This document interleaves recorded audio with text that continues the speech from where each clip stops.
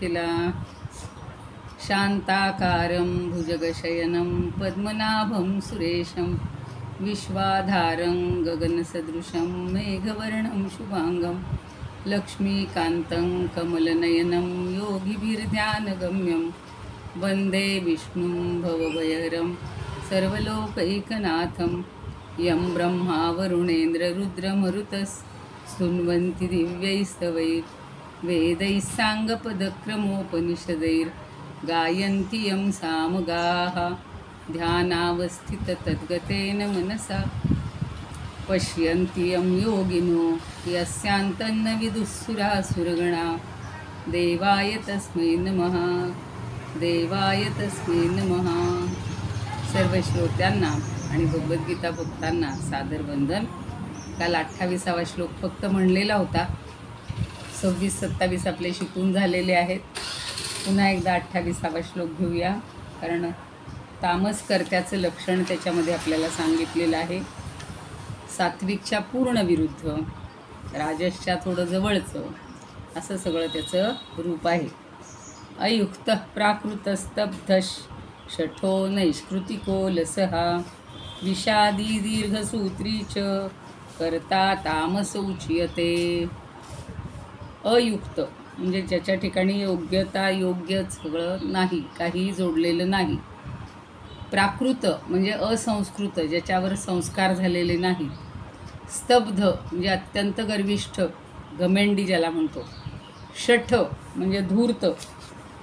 आणि नैष्कृतिक, नैष्कृतिक म्हणजे आपल्या कृतीनं दुसऱ्यांच्या उपजीविकेचा नाश करणारा.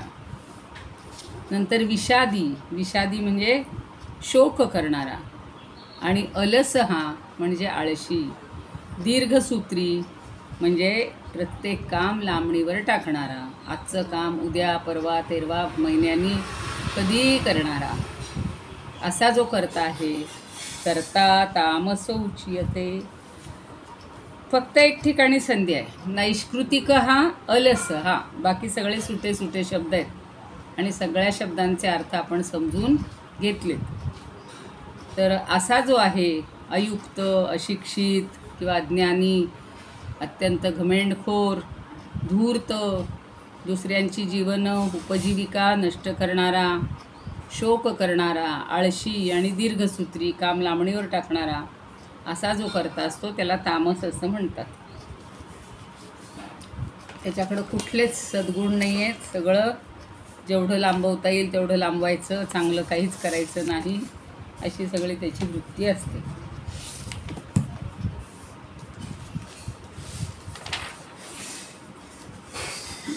विनोबाजी काय म्हणतात बघा.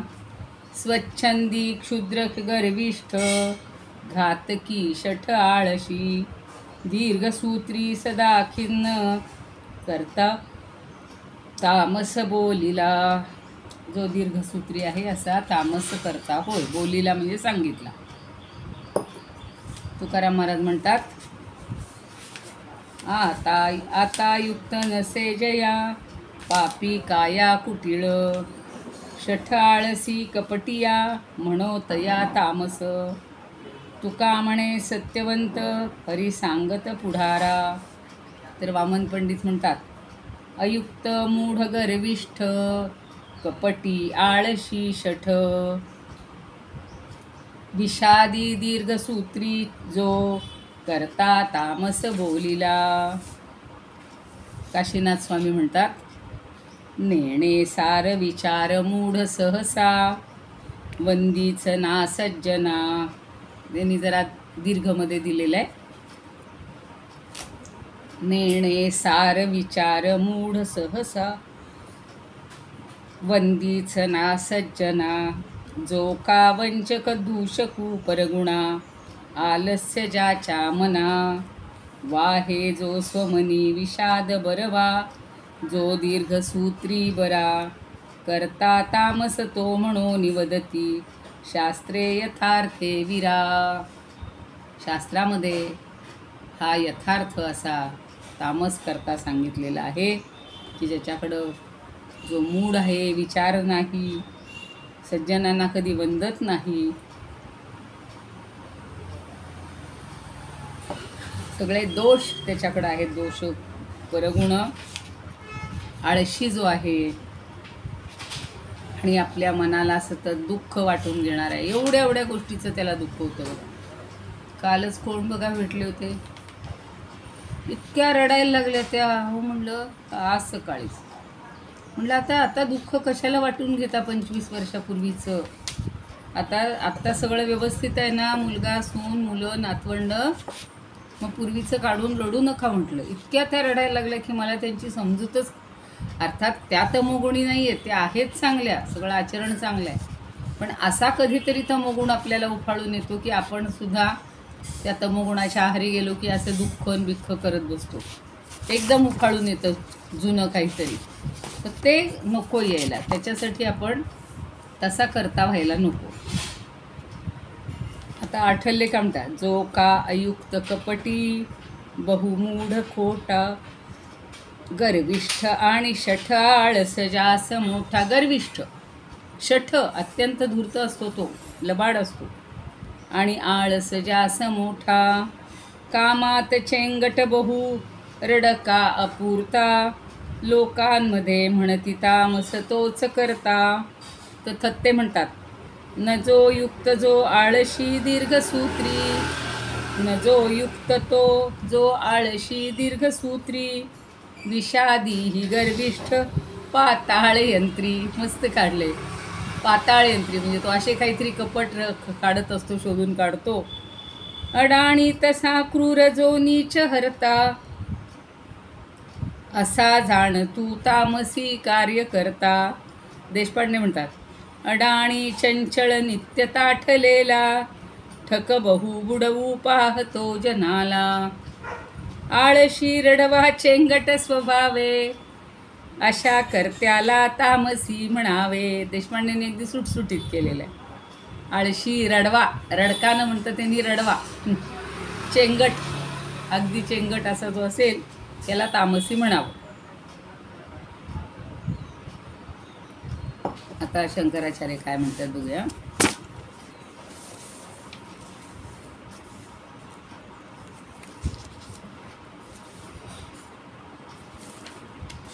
ज्याच्या चित्ताला समाधानच नसतं.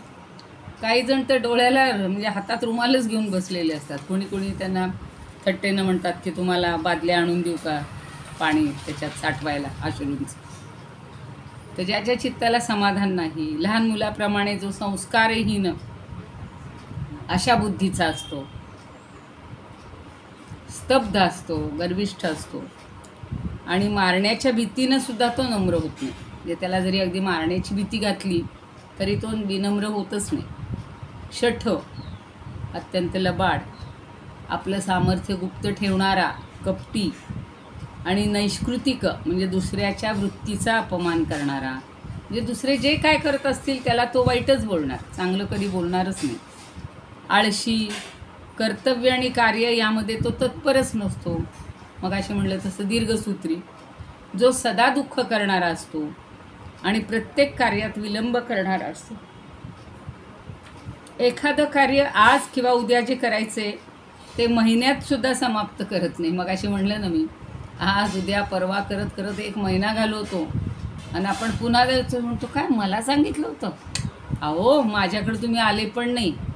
म्हणजे इतका तो लबाड असतो, त्याच्या लक्षातही राहत नाही म्हणूया, किंवा असं ढोंग पांघरतो, तो सोंग पांघरतो आणि म्हणतो ठीक आहे आता करतो बाबा. म्हणजे 1 महिन्यानंतर पुन्हा गेलो तरी तेच.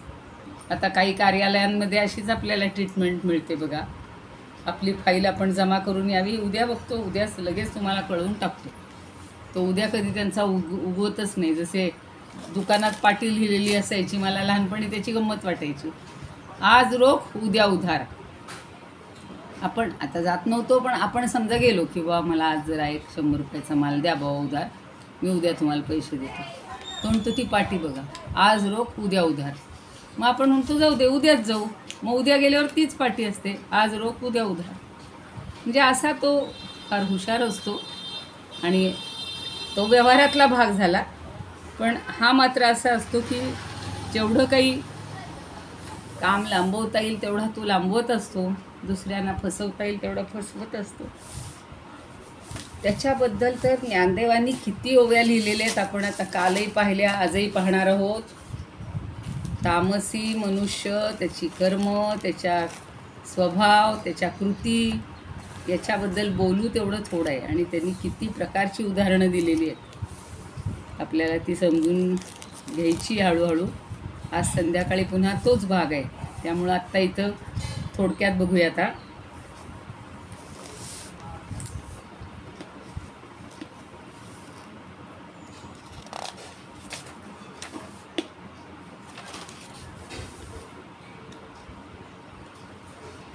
आता एक उदाहरण म्हणून जर घ्यायचं झालं तर हे लोक काय करतात, अगदी आटापिटा करून कुठल्याही मार्गाचा अवलंब करून आपल्याला जे हवंय ते कार्य साधून घेत असतात. मग पहिलं असतं त्यांचं कपट. कपट हे एक साधन असतं. आता त्या कपटाच्या बाबतीत अशी काही उदाहरणं आहेत, आपल्याला माहिती आहे की जे हरणाला जाळ्यात पकडण्यासाठी फासेफार्दी शिकारी असतात, ते काय करतात, संगीताचे सूर लावतात आणि मग तो त्यांच्या जाळ्यात अडकतो हरिण. तसं मासे पकडणारा जो असतो तो काय करतो, आमिष काहीतरी त्याला खाण्याचं असं दाखवतात आणि त्याच्यात तो गळ जोडतात. म्हणजे त्यानं खायला सुरुवात केली की तो गळाला मासा पकडलाच म्हणून समजा. पोपटाला पकडणारा जो असतो तो ती जी फिरती नळी असते आत, त्या नळीसमोर फळ ठेवतो, म्हणजे बरोबर तो अडकला जातो. आता जो चोर असतो, लुबाडणारा चोर असतो, तो आपल्याशी मैत्रीचं ढोंग करतो. हत्तीला पकडणारा असतो तो खड्ड्याच्या वर नुसतं गवत ठेवतो, म्हणजे जो हत्तीला वाटेल अरे वा किती छान हिरवं गवत आहे, कारण हरवी हत्ती पूर्ण शाकाहारी आहे ना, तो दुसरं काही खात नाही, त्यामुळं गवताच्या अभिलाषेनं तो त्या खड्ड्यात पडतो. असे हे तामसी लोक काय करतात, तर कपटाचा आश्रय करतात. एक एक त्यांचा हे सांगितलं होतं आधी, की अज्ञानी पण असतात. नंतर स्तब्ध म्हणजे हट्टी असतात, अविवेकी असतात. जसं आग जाळताना बघत नाही हे चांगलं आहे वाईट आहे केवढं लाकूड आहे, तसा हा कुणाचाही काही नुकसान करताना काही विचार करत नाही. आणि कपटाचे तर हे किती प्रकार त्याचे सांगता येतील. आणि सगळ्यात महत्त्वाचं आळस. आलस्य मी मनुष्याणाम महान रिपू म्हटलेलं आहे. आळस हा माणसाचा मोठा शत्रू आहे आणि त्याच्या आशा इच्छा कधी पूर्णच होत नाहीत. स्वतः मात्र कृती न करता तो इतरांना जेवढा त्रास देता येईल तेवढा त्यांच्याही उपजीविकेचाच फार ऱ्हास करतो, नाश करतो. अशा सगळ्या गोष्टी ह्या तामसी कर्त्याच्या आहेत. सगळ्यात हीन निकृष्ट असं त्याचं सगळं वर्तन असतं. अशी कर्म तो करतो. म्हणून आपण तामस कर्म जर आपल्या हातून चुकून एखाद वेळेला दीर्घसूत्रीपणा घडत असेल, चुकून आपण दुसऱ्याचं काही नुकसान करत असू, करत नाही पण समजा असा मनात विचार आला तरी तो आपण काढून टाकला पाहिजे. आता हे झाले कर्त्यांचे 3 प्रकार. कर्माचे 3 झाले, ज्ञानाचे झाले, आणि आता बघा बुद्धी आणि धृतीचे 3 प्रकार सांगणार आहे. पुढचा श्लोक आहे 29वा.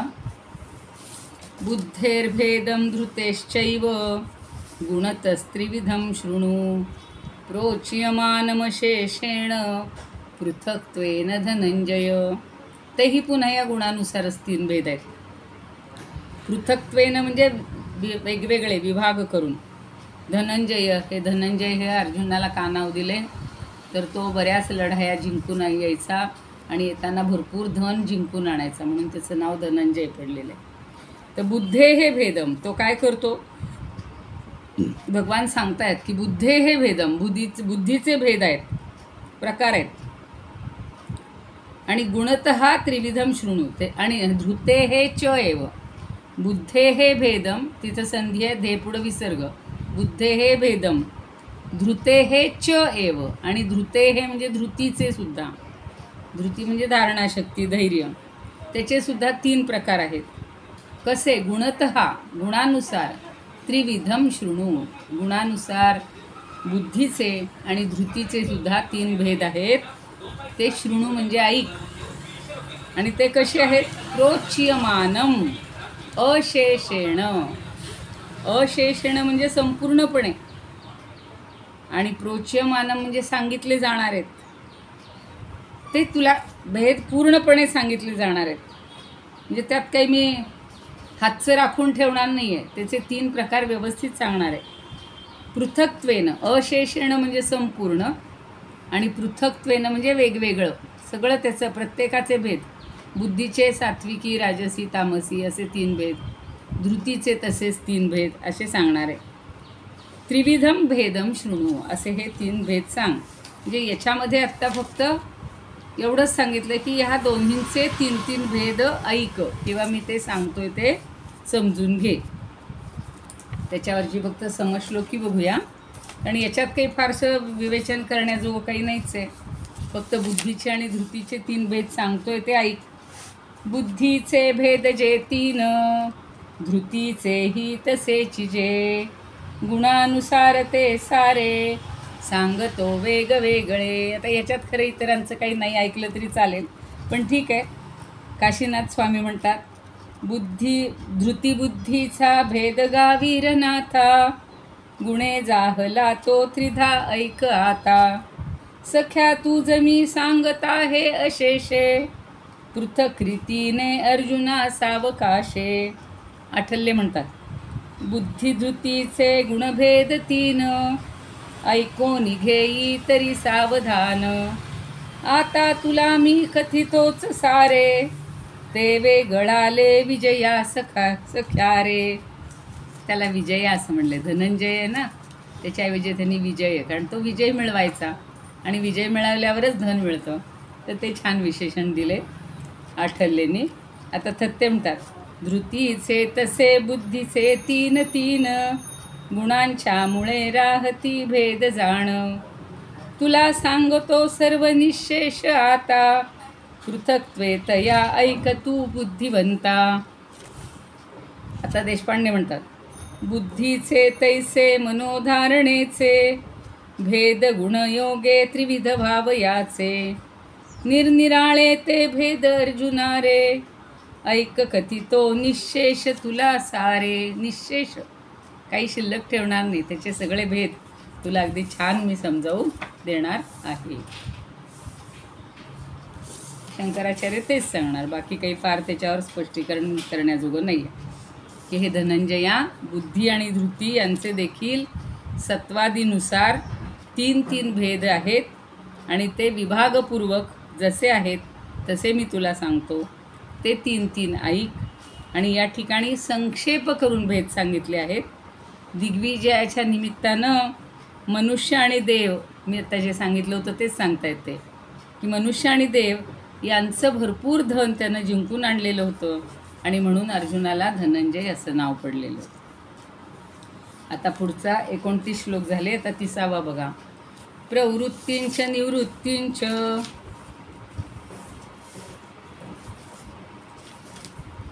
कार्याकार्ये भयाभये, बंधं मोक्षं च या वेत्ती, मोक्षं च या वेत्ती, बुद्धी सा पार्थ सात्विकी. प्रवृत्ती आणि निवृत्ती. प्रवृत्ती मार्ग म्हणजे काय हो? गृहस्थाश्रमात राहून सुद्धा कर्माचं फळ किंवा आसक्ती सोडून भगवत अर्पण बुद्धीनं जे केवळ जनक राजाप्रमाणे लोकशिक्षणासाठी वागतो, त्याला प्रवृत्ती मार्ग म्हणले. म्हणजे संसारात तर राहायचे, संसारापासून बाजूला नाही जायचं. आणि निवृत्ती म्हणजे काय? तर देहाभिमान सोडून सच्चिदानंद घन परमात्म्याच्या ठिकाणीच ऐक्यभावानं राहणारे, म्हणजे शुका सारिखे पूर्ण वैराग्य ज्याचे श्लोक म्हणतो ना आपण, तर ते शुकमुनी, सनक, सनंदन वगैरे जे सगळे ऋषीमुनी आहेत की जे संसारापासून विरक्त झाले, असे जे आहेत त्यांचा निवृत्ती मार्ग. ते संसारात पडलेच नाही, पण संसारात पडूनसुद्धा विरक्तीनं राहता आलं पाहिजे, वैराग्य वृत्तीनं राहायला पाहिजे, आसक्ती सोडली पाहिजे, असं आपल्याला भगवंत सांगतात. तर हे 2 प्रकार आहेत, प्रवृत्ती आणि निवृत्ती. पुढं कार्ये भयाभये, सगळ्याचा भेद सांगतायत. कार्य आणि अकार्य, परवाही शब्द गेलाय. कार्य म्हणजे जे केलं पाहिजे, कर्तव्य आपलं, आणि अकार्य म्हणजे जे करू नये ते अकर्तव्य किंवा अकार्य. तसं भय आणि अभय, भयाभये सगळे समास बनवलेले आहेत. भय आणि अभय. तसंच बंधन मोक्षांच,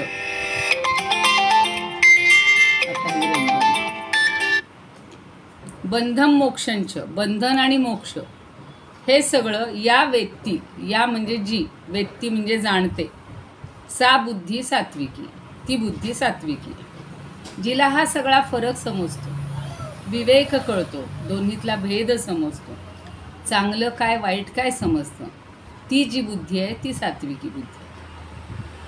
धर्म अधर्म, कार्य अकार्य हे जी चांगल्या प्रकारे अयथावत प्रजानात, नाही सॉरी बंध मोक्षांचे या वेत्ती, जी बंध आणि मोक्ष यातला फरक कळवून घेते, भय आणि अभय यातला फरक समजून घेते, अशी जी आहे बुद्धी तिला सात्विकी असं म्हटलं जातं. सात्विक बुद्धी आहे. मराठीत आपण सात्विकी असं म्हणत नाही, पण संस्कृतमध्ये ज्याचं विशेषण आहे तसंच लावायचं असतं. म्हणजे सात्विकी म्हणून बुद्धी किंवा बुद्धी म्हणून सात्विकी.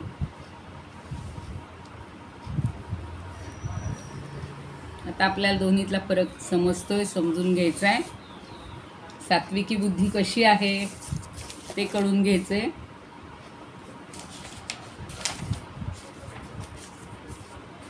अकर्तव्यम अकर्तव्ये बंध भय कर्तव्ये मोक्ष निर्भय, सगळ्याचा समास केलाय त्याने एकत्रितच. अकर्तव्ये बंध भय कर्तव्ये मोक्ष निर्भय, जाणे सोडू धरू त्यास बुद्धी सात्विक ओळख. यातला फरक जी जाणते, कोणती गोष्ट सोडायची आणि कोणती गोष्ट धरायची हेही जिला कळतं, अकर्तव्य आणि कर्तव्य यातला फरक जिला कळतो, कर्तव्य करून बंधनात न पडता जी राहते ती बुद्धी, आणि मोक्ष मिळवून देते ती बुद्धी. तुकाराम म्हणतात, जाणे प्रवृत्ती निवृत्ती चोखमती विचारू, मती म्हणजे बुद्धी, कार्ये भयाभये हा अन्वय घेतला, बंध मोक्षाची ओळख झाले सुख मग त्या, निर्भय बुद्धी ते सात्विकी तुकया लोकी पावन. बंध आणि मोक्ष यातला फरक आपल्याला कळला पाहिजे, त्याची ओळख व्हायला पाहिजे. वामन पंडित म्हणतात, प्रवृत्ती बंध ही देखे जडा कार्या भयात जे, निवृत्ती मोक्ष आत्मत्वी निर्भयी बुद्धी सात्विक. जी निर्भयी बुद्धी आहे, सात्विक आहे, ती आता तू समजून घे. गोखले म्हणतात, प्रवृत्तीच निवृत्तीच कार्य भया बंध मोक्ष फळे जीते ती बुद्धी जाण सात्विकी. सेनापती बापट म्हणतात, धरणे सोडणे काय भिणे न का न भिणे ही का. म्हणजे भ्यायचं का आणि न भियायचं का हेही समजलं पाहिजे. कार्य बंध मोक्ष जाणे ती बुद्धी सात्विकी. कार्य बंध मोक्ष हे सगळं जी जाणणारी आहे ती सात्विकी बुद्धी आहे. नंदापुरे म्हणतात, प्रवृत्ती निवृत्तीला कार्य अकार्या अभयभीती बंध मोक्ष ही जाणतसे जी बुद्धी पार्था सात्विकती. तर हरिपंडित म्हणतात, प्रवर्तक निवर्तक विविध कर्म जाण बरे, प्रवर्तक निवर्तक विविध कर्म जाण बरे, अकार्य आणि कार्य ही समजवी विचारे करे, कसे भय घडे कसे अभय बंध ही मोक्ष ही, जिया समजीजे अशी सुमती सात्विकी तेची. सात्विकी तेचही. जिला सगळं समजतंय ती सात्विक बुद्धी. कशामुळं भय निर्माण होतं, कशामुळं अभय निर्माण होतं, कशामुळं बंधनात पडतो, बंध कशामुळं आणि मोक्ष कशामुळं, हे जिला चांगलं समजतं अशी बुद्धी ही सात्विकी बुद्धी होय. शंकराचार्य म्हणतात, बंधन करणाऱ्या हेतुपूर्व कर्ममार्गाला प्रवृत्ती आणि मोक्षाचा हेतू ठेवून संन्यास मार्गाला जाणारी ती निवृत्ती. बंध मोक्ष यांच्यासह असणारी प्रवृत्ती आणि निवृत्ती यांची समानता आहे, समान मानणार.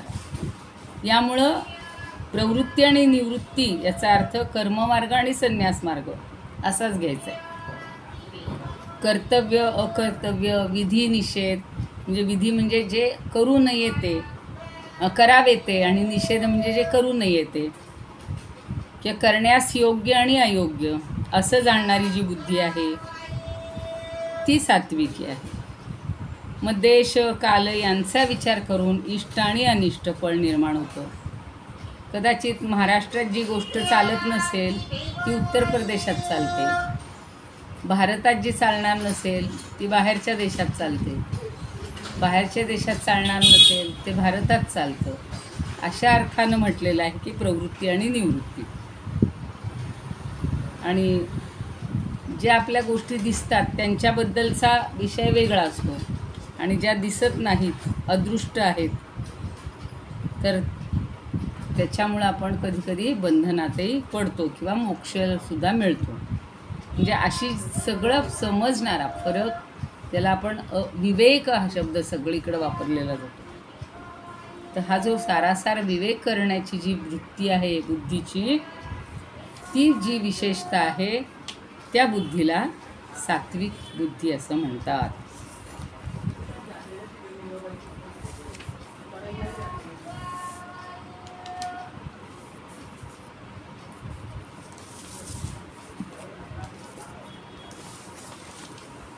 किती वेळ आहे नाही.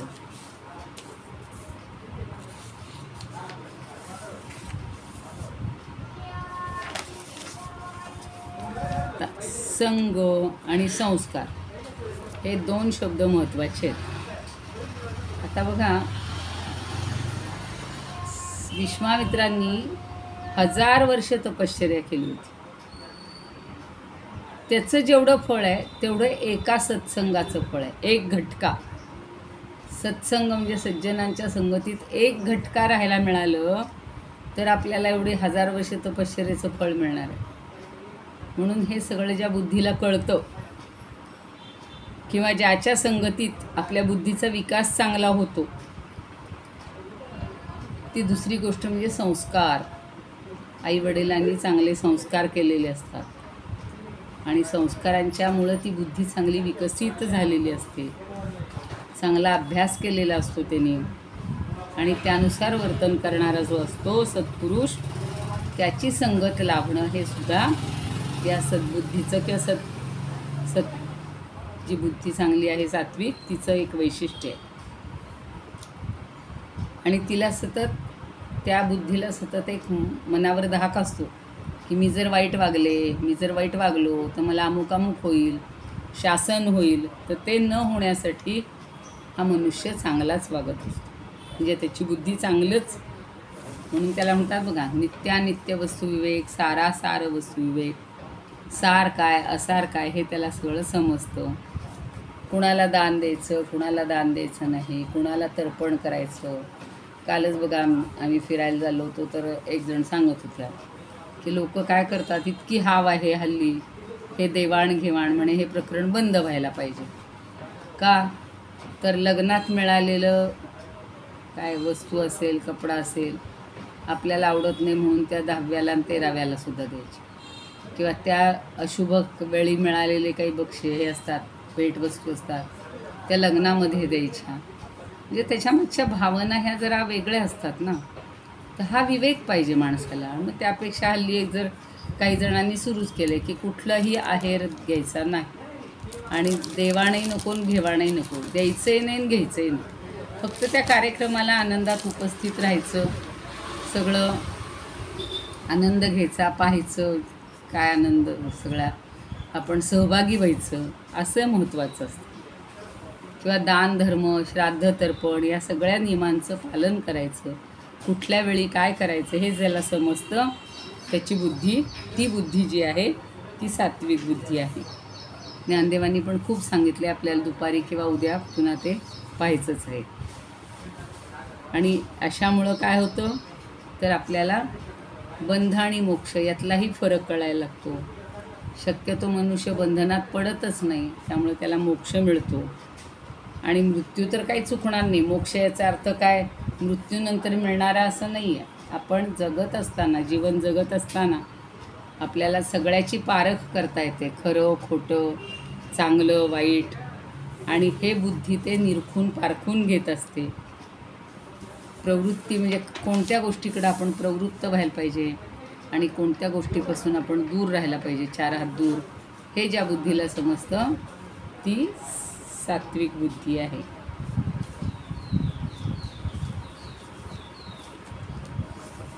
आता राजसी बुद्धी बघा. यया धर्ममधर्मंच कार्यांचा कार्यमेव च अयथावत् प्रजानाति बुद्धी सा पार्थ राजसी. आता सात्विकच्या विरुद्ध अधर्मम धर्ममिती या नाही, यया यया म्हणजे जिच्यामुळे, धर्मम अधर्ममच. आता मगाशी विवेक कळत होता, आता कळतच नाही. धर्म म्हणजे काय आणि अधर्म म्हणजे काय. कार्यम च अकार्यम एव च. कार्य म्हणजे काय आणि अकार्य म्हणजे काय. अयथावत प्रजानात, जाणून घेतो पण अयथावत, जसं आहे तसं नाही, अयोग्य अयोग्य पद्धतीनं किंवा अयथार्थपणे जाणून घेतो, म्हणजे जाणून घेते. अयथावत प्रजानाती असे संधी आहेत तिथे. बुद्धी ही सा पार्थ राजसी. अशी जी बुद्धी आहे तिला राजसी बुद्धी म्हणतात. म्हणजे जिच्यामुळं हा फरक कळत नाही, धर्म काय अधर्म काय, कर्तव्य काय अकर्तव्य काय, हे यथायोग्य अयथावत नीट जाणलं जात नाही. कधी कधी गफलत होते, घोटाळा होतो, चुकीचं मानलं जातं, खऱ्याला खोटं म्हणलं जातं, खोट्याला खरं म्हणलं जातं, म्हणजे मानलं जातं. तर अशी जी बुद्धी आहे ती राजसी बुद्धी आहे. आपण तिचे हे बघूया, समश्लोकी होईल बघून, जास्त चर्चा उद्या करू वाटलं. धर्ममानी अधर्मास अंधारे भरली असे, अर्थ जी उलटा देखे बुद्धी. सॉरी एक पान पुढं गेले. कार्या कार्य कसे काय, काय धर्म अधर्म तो, जी जाणू न शके चोख, बुद्धी राजस ओळख. चोख जाणत नाही, खऱ्या अर्थानं जाणत नाही, ती बुद्धी राजस. चव्हाण म्हणतात, कार्य व अकार्य, धर्म आणि अधर्म न समजे, बुद्धी ती राजस पार्था, जी यथार्थता न समजे. मोरोपंत म्हणतात, धर्माधर्म ही आणिक, कार्याकार्य ही यथार्थ जे नेणे, सखया कुरकुळ टिळका, जाणावी बुद्धी राजसी येणे. तुलसीदास म्हणतात, धर्म अधर को लखे काजा, कारज जान, काजा कारज जान, जैसे हू तैसे ही गणे, बुद्धी राजसमान. जसं आहे तसं न जाणणारी. पुन्हा प्रज्ञानानंद म्हणतात, धर्माधर्मा कार्या सदा जाणते जी बुद्धी, धर्माधर्मा कार्या सदा जाणते जी बुद्धी, परी जाणावे जसे तत्वता, नेणे तैसे राजसती. परिजाणावे जसे तत्वता, जसं आहे तसं जाणायला नेणे म्हणजे समजत नाही अशी जी बुद्धी आहे ती राजस बुद्धी होय. याची आता उदाहरणं वगैरे उद्या बघूया. योगेशं सच्चिदानंदं वासुदेवं व्रजप्रियं धर्मसंस्थापकं वीरं कृष्णं वन्दे जगद्गुरुं. कृष्णाय वासुदेवाय हरये परमात्मने प्रणतः क्लेशनाशाय गोविंदाय नमो नमः. ओम पूर्णमद पूर्णमिदं पूर्णात् पूर्णमुदच्यते पूर्णस्य पूर्णमादाय पूर्णमेवावशिष्यते. ओम शांती शांती शांती. जय श्री कृष्ण.